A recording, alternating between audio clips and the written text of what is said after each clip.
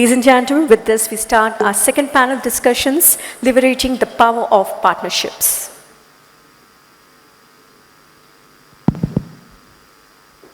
Thank you. Thank you, Raj, for this invitation yet again for all the jury as panel. And I welcome all the panelists and good evening to all of you. You know, if there is one word that I like in the context of business, it is force multiplier. And if you put one and you get many multiples of that, obviously there is no better possibility than that. And as the theme of this panel tells us, partnerships is one such secret sauce that can create a force multiplier.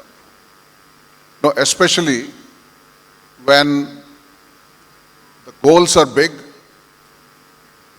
the challenges are complex, and stakeholders are many. So in some sense, the panel that we just heard from, I would say has set a preamble to what we'll possibly discuss. We heard pretty big goals in terms of how do we get food security, possibly including the hidden hunger, nutrition security for growing population. We heard farmers' incomes must rise. And we must do all this by regenerating the natural resources. We also heard that climate change is already hard on us, and therefore we must be resilient while doing all this. So these are obviously big aspirations and complex challenges, and many stakeholders in the sector. If you just look at the number of awards on the table there, it shows how many different sectors exist in the sector. So we heard one ingredient which is critical in the previous panel, that technology holds such a lever to achieve these big aspirations despite complex challenges. So we are going to deal with another, which is partnerships. Now we have a wonderful and diverse panel here who can bring in their own perspectives from a very different kind of vantage points on what they see as the value of partnerships, what kind of partnerships are possible. And so that's what we will discover.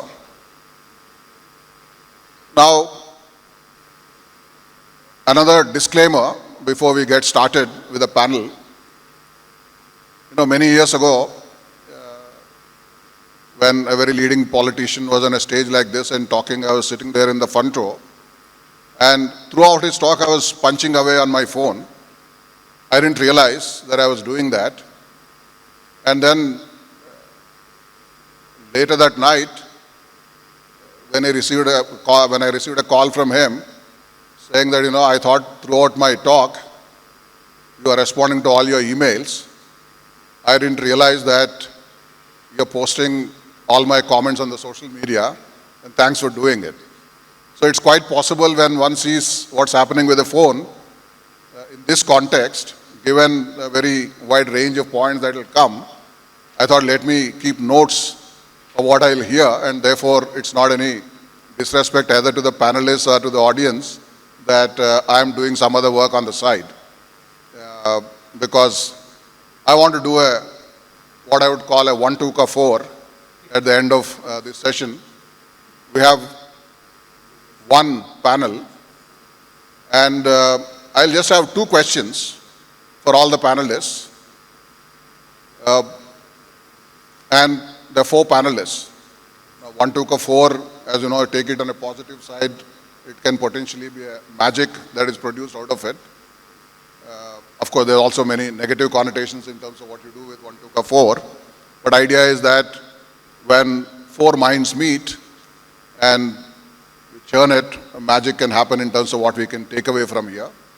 And let me start by really posing the first question, which is common to all the panelists, as to, from your own vantage point, what can be the value of partnerships in the backdrop of agriculture, agribusiness that we are here assembled for, and what value can one derive out of that? What kind of partnerships are really possible? So let me first turn to Dr. Prabhakar Rao and ask him this question.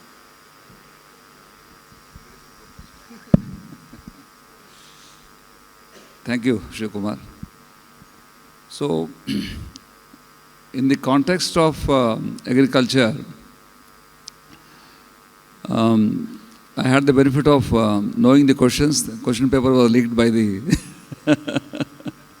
Shiva to all of us. So, the thoughts that came to my mind naturally were that we all have the understanding about the basic issues in agriculture in India.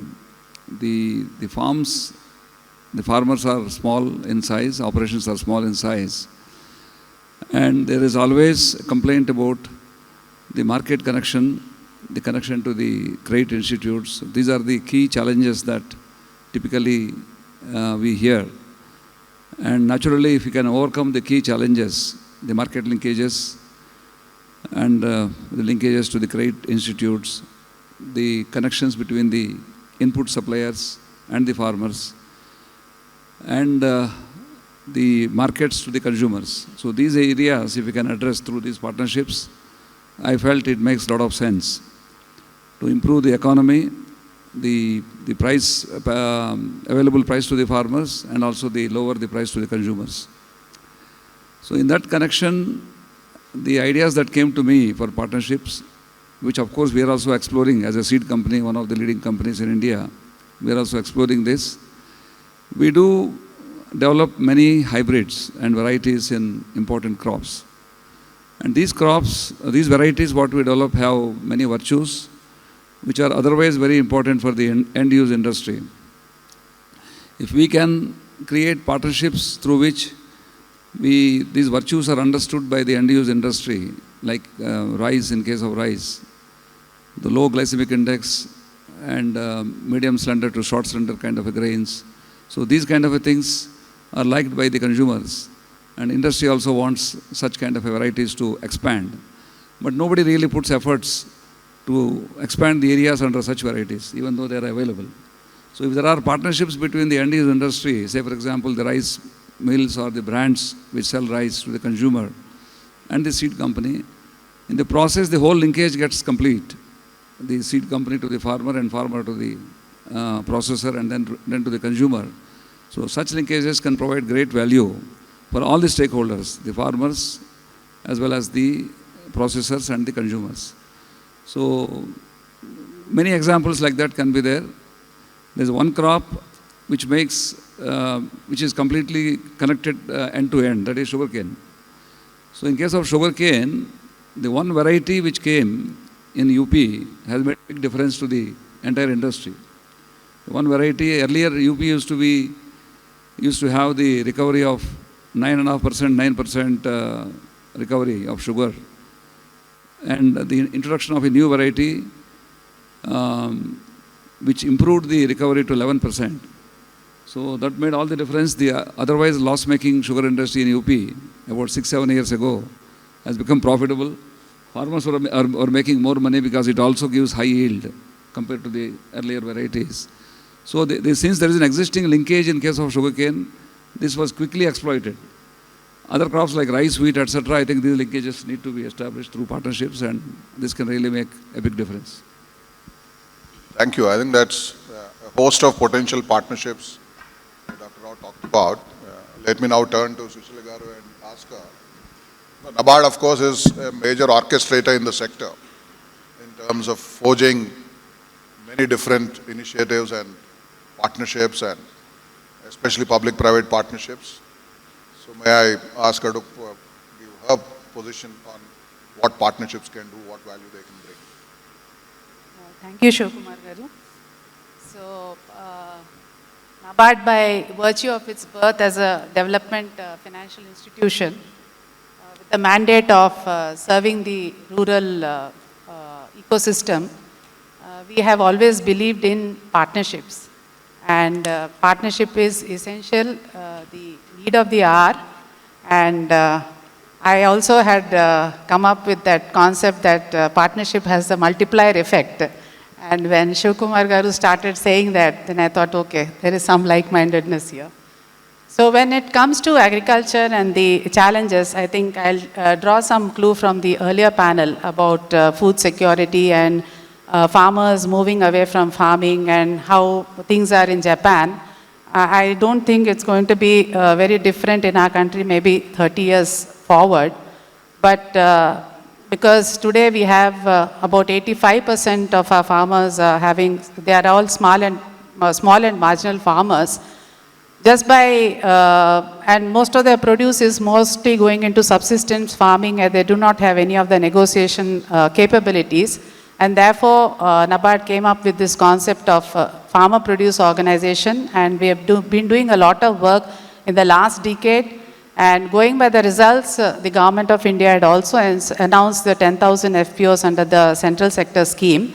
So that is, I would say that is one of the biggest platforms in our country, the farmer producer organization, bringing all the small and marginal farmers together, having all their input supply needs to be met and their produce to be procured by farmer producer organization, having value addition facilities at their farm gate. And we are also very actively engaged with the incubation centers and startups. So we have found that this is the best platform to have partnership between the startups and the FPOs. And what we've been thinking of and discussing is that technology again has the multiplier effect on the agriculture and farming. And this is the best way of connecting both of them. Other than that, trying to see that most of the degraded land and abandoned land is also brought under agriculture. We came up with this watershed concept, and its main objective is soil and water conservation and also improving the lives and livelihood of the people in and surrounding those areas. And they have become a magical platform for convergence, and today we have many of these farmer producer organizations which are again coming up in watershed areas. Similarly, we have tribal development project areas for the tribals, wherein we follow the concept of vadi or the orchard cultivation for the livelihood of these tribal families. So we again see a lot of convergence over here, and in this partnership it is NABARD with the civil organizations, with the state government, with the private sector, with the universities. And when I think I can discuss about Telangana. We are actively engaged with all the ICAR institutes and all the private sector, most of the private sector who are into the rural space, and also the civil organizations and the CSR outfits. So I think I'll carry forward in the next round. I think those great perspectives on who all can form for what purposes. Agri sector among various players also has lots of micro, small and medium enterprises, and so we have Dr. Swarupa with us who is an expert in that area to really bring perspectives as to what is both the National Institute on MSME is doing, as also how they are looking at partnerships in both delivering what they are doing in terms of promoting, as also in terms of helping MSMEs forge partnerships. Thank you, Dr. Shiva Kumar. Namaskar. I carry the greetings from National Institute for Micro, Small, Medium Enterprises, Ministry of MSME, Government of India, Hyderabad.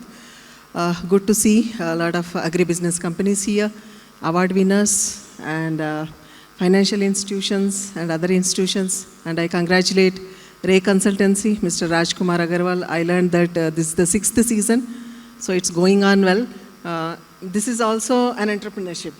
So to support this event, so I am here and also to participate as a jury. My co-jury members already they have given very good inputs. As a national institution, one of our mandate is to collaborate and so that all the key stakeholders in the MSME ecosystem will appreciate this collaborations, strengthen each other for the promotion and growth and development of this micro, small, medium enterprises. In agriculture, you call it as agribusiness, but we say enterprises. We do have very close association with NABARD, SBI, chief is here. I think we work very closely with academia, industry, financial institutions, national institutions, state governments, various union ministries of Government of India and international organizations also. Because MSME cut across the sectors and the segments. We don't differentiate whether it is agriculture, aerospace, or atomic energy, or paper business. So it is everything for us because after cultivation, after harvest, it has to be processed. So starting from your basket, knife, the MSME importance comes because we cannot consume everything raw, we cannot use it. The value to be added, it has to be put into machine, equipment, it has to be packaged, then branding, then exports. So MSME importance and significance is very much in line with all agri produce, not only agri and allied sectors also. I just want to share one or two things what we have been doing. The first ever jackfruit processing cluster was established by Ministry of MSME, Government of India. We are the nodal institute for the scheme called Spurti that was established in a place called Nitte in Udupi district of Karnataka state. So not only the tools, dye, the auto components, medtech devices, but we take care of even the agri sector also. There was an Atal Incubation Center in Nitte University. They have sourced the technology and with the help of CFTRA from Mysore, we collaborated with them and we have established last month it was inaugurated. It is going to, it will benefit close to 2,000 farmer groups actually. Many are women. They have came together and formed a Sufala Agri Producers Company and they have standardized almost 17 products. Out of that, I think 10 they are going to export. Of that standard, they have made it. So we have created the common facility for them, established good machinery, all the range of things required for starting from that cleaning to the exports we have created. So likewise, not only the industry clusters, even the agri clusters we do. For that, we take the help of the local governance, be it agriculture department or tribal development department. Somewhere it is our own industries department and somewhere it is academic institution. So that's how we partner. And for the last 2 years, many of the agriculture universities, they have partnered with us, they have collaborated to learn more about the entrepreneurship, what is MSME and what is the scope for their students to become entrepreneurs. Starting from Haryana Agriculture University, Jobneer Agriculture University, Odisha University of Agriculture and Technology, of course PGTSU, Angaru and the new Agriculture University in Shimoga, that is very big name, Shivappa Nayaka, some Agriculture University. They all came to our campus, the faculty and the vice chancellors, they have deputed their students, the final year students in PG to learn about the MSME and entrepreneurship. As an internship, they stayed in the campus and they have learned. So partnerships are very important and partnerships are really appreciated. And you all can partner with us for promotion of anything. And recently, we also shared the stage in Pune. Indian Seed Congress, they are interested to learn about the MSME schemes to take forward the industry for the improvement of the Indian economy.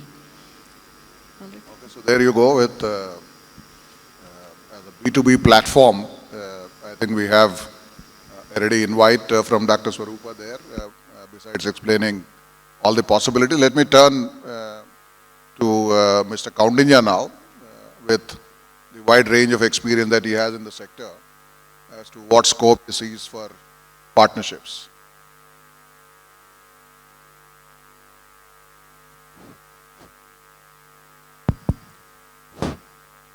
So thank you for the opportunity.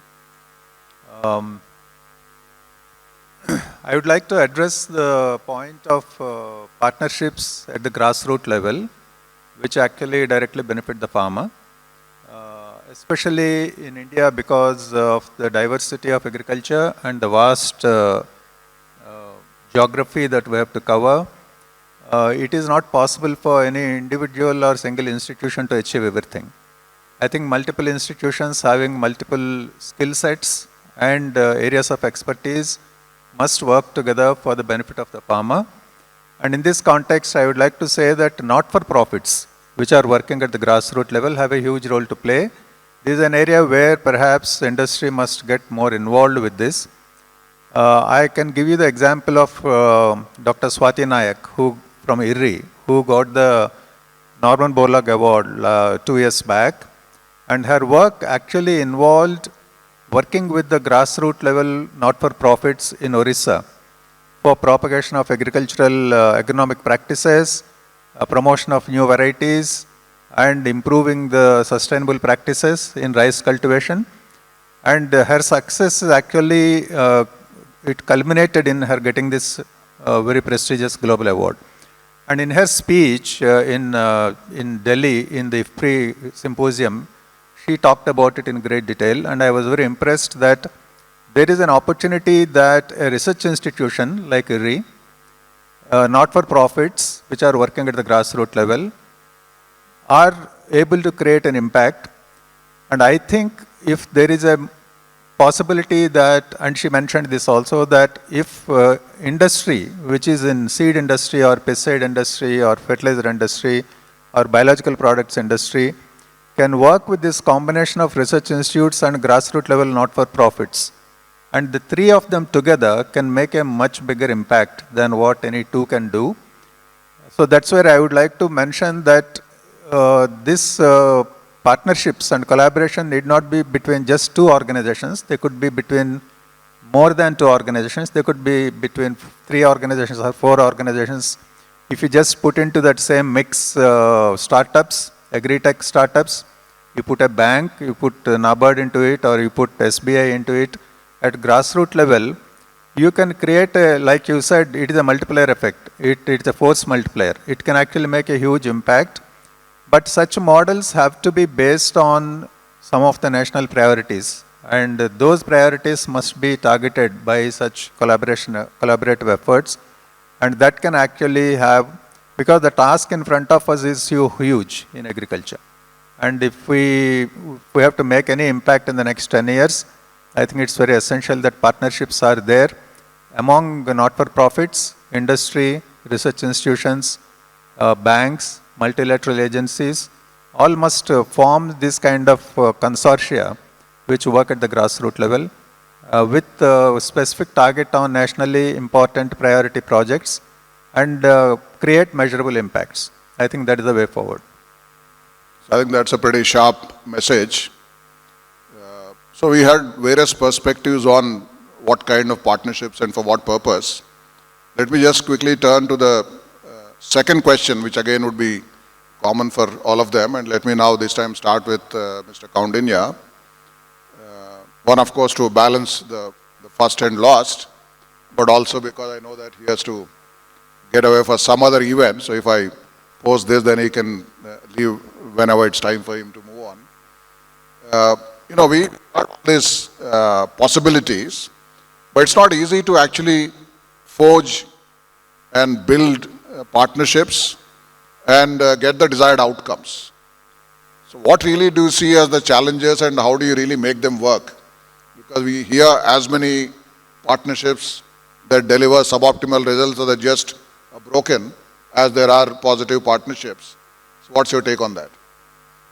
Yeah, I think any partnership starting from home any partnership has to have two important components. Number one is trust, and which is actually missing in many partnerships in our case. Why many partnerships don't work in our country, but between public and private particularly, is lack of trust.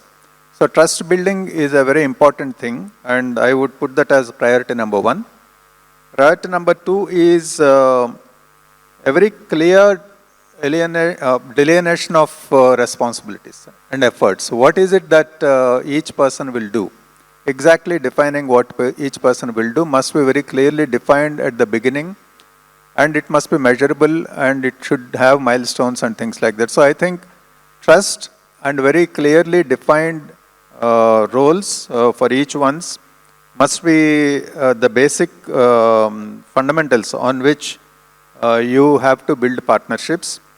Third is that the partnership must aim for something which is important, valuable, nationally important, and nationally valuable for the farmers, not for any trivial things. I think the bigger the objective, the more inspirational it will be for the partnership to actually work and succeed. So I think we should have, even if we have 4 or 5 such projects in the country, they will have much bigger impact than having hundreds of small partnerships with very trivial targets. Thank you. I think that's yet another sharper kind of message. Time for me to leave, if you don't mind. I know. Thank you. Thank you.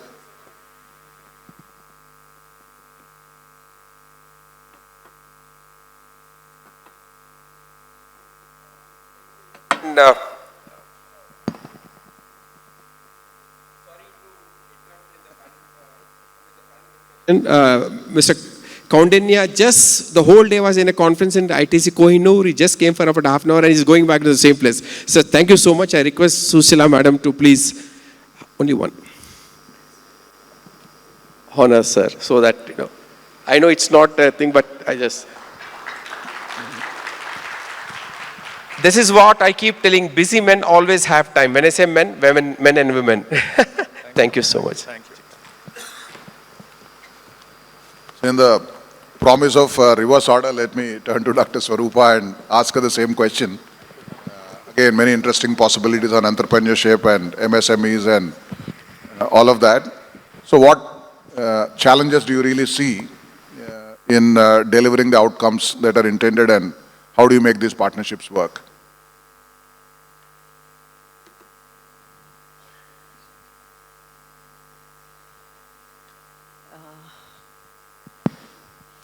Yeah, being Government of India organization, we don't have much challenges because most of the time we deal with either state government or again union government with various ministries, of course international agencies, and financial institutions again with government only.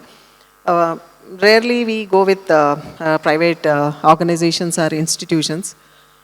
But we do have different challenges, like when we implement some of the programs or projects in the field level, especially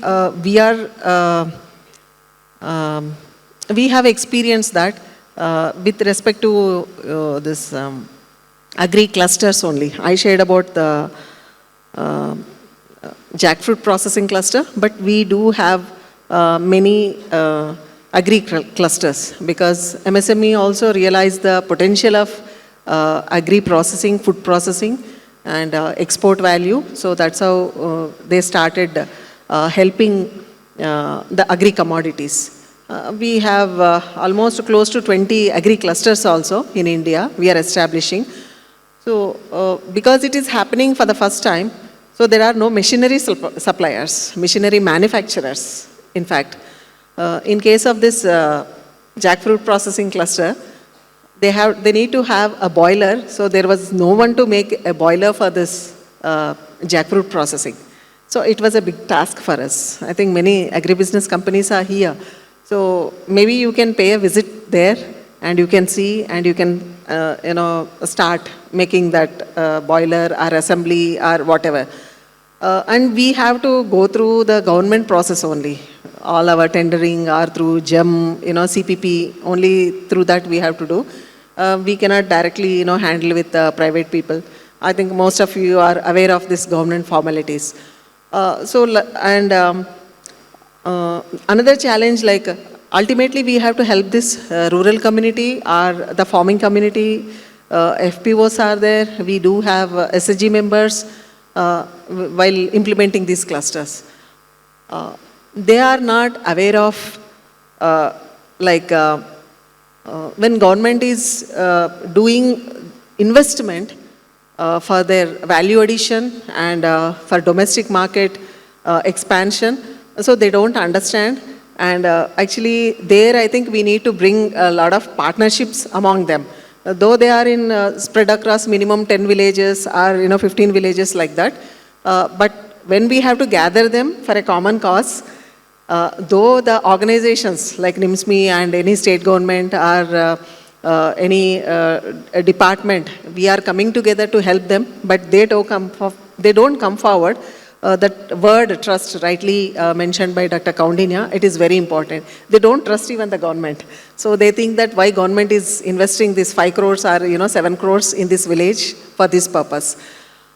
So they don't give their full potential of leveraging, so whatever government is offering for them to make their own produce, to go to different states, across the states, or to go, even overseas. So that one challenge we are always facing with respect to agri-processing machinery and, in bringing the people together as an association or as a federation while doing this. Because they are very much aware of agriculture department, maybe rural department and allied sectors. Even NABARD, I think, very familiar. But when we say MSME, we are doing this. So they are not well aware. That's why I think that trust building among the beneficiaries, we call that special purpose vehicle, and the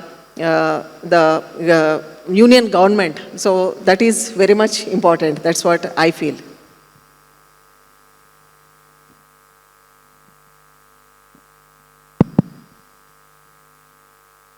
Yeah, so some more thoughts there on what challenges and how to deal with them. And now let's turn to Sushila Garu with the same question.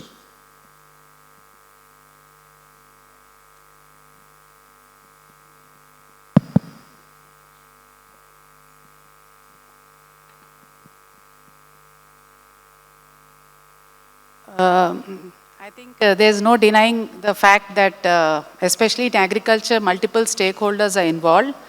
And involvement of each of the stakeholders is important, and being proactive is very important. And it's not that one stakeholder does something and then the other pitches in. It has to be a parallel effort. Another big challenge is agriculture being a state subject. Each of the states have got their own policy. Certain states, like when you look at Odisha, the kind of millet mission which Odisha has done, it's amazing. Then when you look at SHGs, all the south centers and Maharashtra and all have done very well. Basically, they have not succeeded in some part of the country is because of absence of NGOs. So it's, when it is a farmer, he has to, when it comes to agriculture, then as Swarupa madam was saying, there are multiple departments. So coordination and cooperation among all the departments is also how essential. So I'll again just take back my example to the FPO. Like how we support for the promotion of FPO, because it's a social organization, mobilization of members, bringing them together and keeping them together is the biggest challenge. They may be a company by name, but then being a social organization, it's the biggest challenge. But if they have to move forward, there have to be results for the farmer, whether it is input supply or the procurement or whatever it is. Then the stakeholders here are the input suppliers. So there are challenges on that front. Similarly, when they want to procure the produce of the farmers, the immediate need of the FPO is credit. Then there is again a trust factor between the FPO and the bankers. NABARD has been bringing in the credit guarantee scheme, and we have a subsidiary which addresses this issue. Then we have All India Agri Infrastructure Fund that addresses the value addition part, the post-harvest kind of a thing. In spite of all these schemes being prevalent, there are huge challenges because a continuous exercise of awareness building is also required. So that's where NABARD plays a very active role in building capacities of all the stakeholders at different points of time and also bringing them together. So I would say this is a continuous process. Thank you, and let me lastly turn to Dr. Rao now.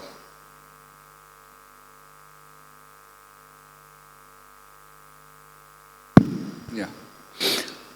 So I think Ram has nicely summed up for a partnership to succeed, the mutual trust and then the respect towards the role of each other, that becomes the basic foundation.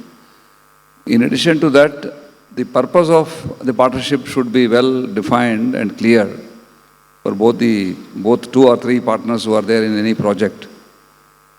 Many times it so happens that the purpose may not be well defined, and then ultimately the coming together of the partners may not make sense subsequently.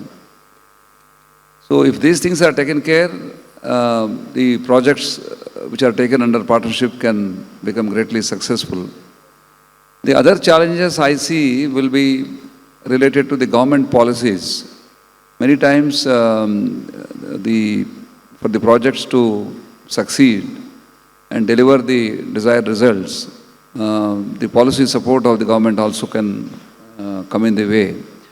So, but nowadays I think the proactive policy making that is happening at the government level could be helpful, and therefore that can be the other challenge. If these aspects are taken care, then I think the multiplier effect of the partnership that is ultimately the basis for making these partnerships can definitely happen. These are few short views from me. Thank you.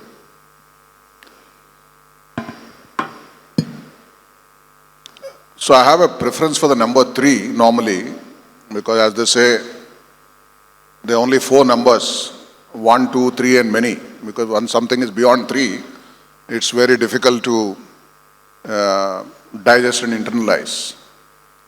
But out of respect for the 4 panelists here, I'm going to use 4, notwithstanding my preference for 3.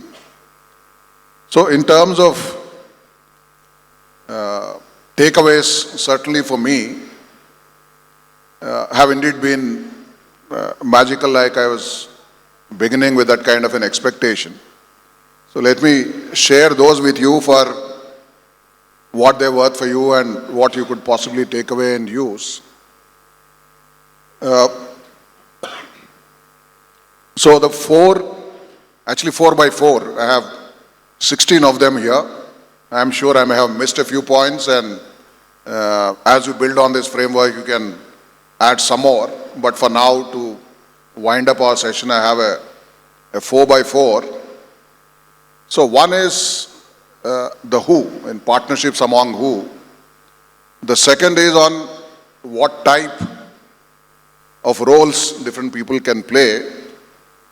And third, I'm using what for as the value creation through, and finally, how to make it work. These 4 questions. So who, we have heard many different kinds of the who. I am summarizing here as one along the value chain. We talked about many stakeholders, so therefore, starting with at one end the R&D, inputs, processing, marketing, along the whole value chain, there are partnerships which are possible. Second is across the sectors. We talked about the public, we talked about the private, we talked about not-for-profits, talked about startups, we talked about academia. So I think a whole host of partnerships across the sector is the second who. And third is something which came pretty strongly, is that partnerships among complementary strengths, including grassroots besides other aspects that came out. And finally is coming together for scale, shared infrastructure and so on. So therefore, who can come, what type of partnerships? We also heard of different kinds of partnerships through the discussion. One is, somebody said consortium, all are equal kind of partners. We also talked about a lead partner, the first among equal, and others come through, are a principal agent kind of partnerships in certain engagements. And we also talked about somebody orchestrating and different people simply plugging and playing. So there are different kinds of partnerships that we could use also. And among interesting purposes of value creation that we heard, what for? Efficiency came through clearly, whether it's for cost reduction or productivity or risk and these kinds of things. Innovation was another purpose that came.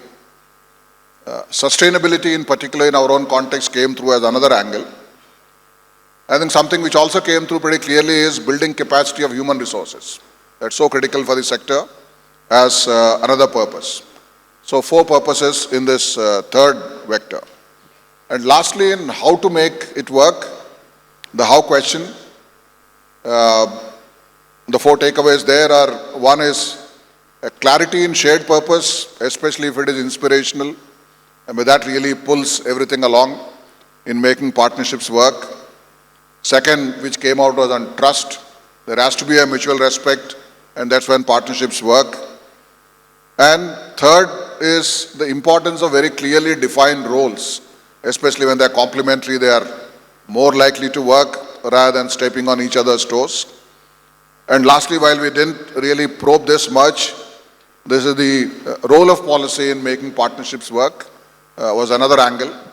So that's the 4x4 that I'm taking away. And let me thank all the 4 panelists for all these magical inputs. And I hand the mic back to the floor. Raj, all yours. Thank you very much. Wonderful, sirs. Beautiful. So thank you so much. I think the 4x4 principle remains with all of us. So, see, this is something every year when we design ABSA, we go with a theme. You know, each year the theme goes, like last year it was agriculture by 2030. The previous year, it was just post-COVID. Agriculture did tremendously well in COVID times. So we coined it as, taking forward the silver lining to the golden achievements. So stuff like that. So the partnerships play, each one of us who's sitting here comes from a different background, different businesses. So if you can imagine, as Mr. Kumar said, looking at the trophies, literally we have 20 verticals sitting in this audit hall today, 20 verticals. So you can imagine the ripple effect or the multiple effect of the 20 into 20. It could be anything. So, sirs and madams, thank you so much. Of course, Mr. Kaundinya had to rush. I request is the Honorable Commissioner of Agriculture. Oh, you're sitting here. Okay. So then I have to request Sir, CGM Sir, Rajesh Sir, to please once again come and do the honors.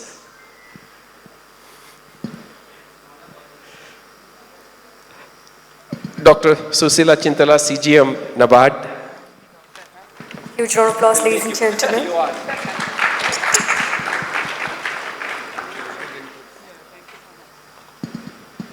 Prabhakar Rao Garu, Chairman, Nujivudi Seats. Nujivudi Group, rather.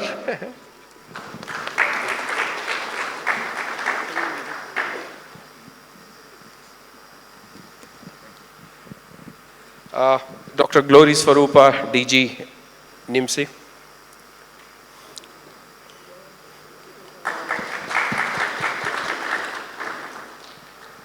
And the moderator and the creator of ABSA. So this all credit goes to, thanks to Mr. Shivakumar who initiated this idea, and I'm trying to take this forward along with my wife Anita and family.